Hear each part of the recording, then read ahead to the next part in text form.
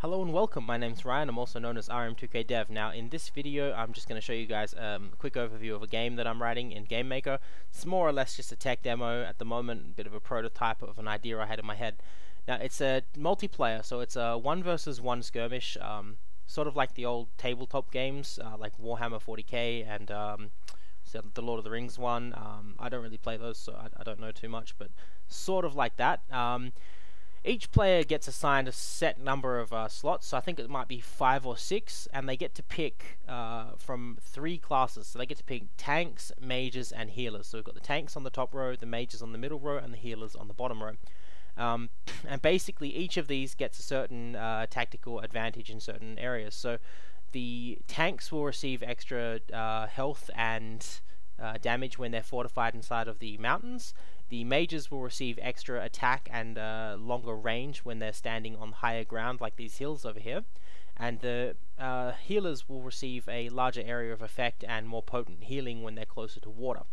Now, because it's a two-player game, this hopefully sets up some sort of competition for, higher ground, maybe the resources. So the resources in the world are things like the forests and the trees and the landscape and things like that. So setting yourself up in a good position is definitely key to playing this game. I haven't really defined all of the rules yet, so there may end up being some monsters, NPCs, maybe some items and buffs and things like that on the world map. But yeah, because this is a multiplayer game, I've set up a server inside of Node.js, and you can see that running here. So please ignore the sloppy JavaScript code. Like I said, this is all just a prototype. I spent a little bit of time today decoding the Game Maker packet format, and I'm just working on basically a way to build packets on the server and send those back to the client. I've already got decryption working, so we've got the packet header here from the Game Maker packets, and we basically extract those out and use some middleware to cast those into a model, basically, that gets turned into a JavaScript object, so we can do some processing on the server side and game state handling and things like that. So I'm just going to show you guys a quick demo. I've got 2 instances of the game running here. So the first thing I'll just show you guys is we have mouse wheel to zoom. So basically you can zoom out, or you can zoom in, or you can be somewhere in between. If you click down the mouse wheel button, you can also drag and scroll the world around. So if you've zoomed in quite close, you can also mouse click to just jump to an area. So you can just do that. Or you can just be traditional RTS style dragging around. You can also zoom out and do the same thing. And again, for the second client, you can do that same process over here as well. Now, selection, we have the number pad. So 1 selects your tanks, 2 selects the mages, and 3 will select the healers. Or you can use a box selection, which basically you just draw a box on the map and the certain units will get selected.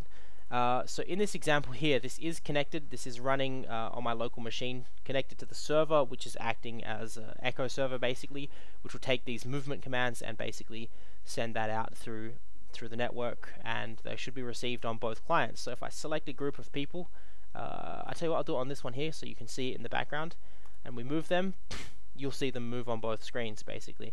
Now the positioning and offset and things like that are basically handled. So if we get these guys stuck and then quickly try to move them and then try and get them stuck or something like that. Let's try and get someone stuck. Basically the way it works is, yeah, well anyway, I can't get someone stuck, but basically if they do get lost or things like that, there is a packet resync which basically readjusts their position to the master. There you go, you saw that happen just over there on this client here. It basically just makes sure that the game state is identical for both players, just in case the physics have allowed someone to get slightly out of position or something like that. The other thing you'll notice is they all have levels, so I'm thinking that kills count towards levels. I'm just going to reorganize these guys in groups. There we go. So they should reorganize themselves. There's no pathfinding or anything like that at the moment, so there's still working on that.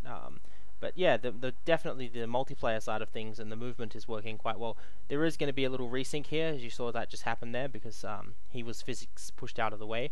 But I'll try and make that a little smoother. We might use some linear interpolation on that just to get that working quite well. But yeah, the basics of the game, the ability to control these units, to select them one by one, to move them out. So you might be able to make a little group over here, a tank, a healer, and a DPS. So you send your tank in to do some damage, the healer stays back, and the mage gets a little bit further away to do some ranged some ranged attacks or something like that against an opponent who may be down here in this bottom corner.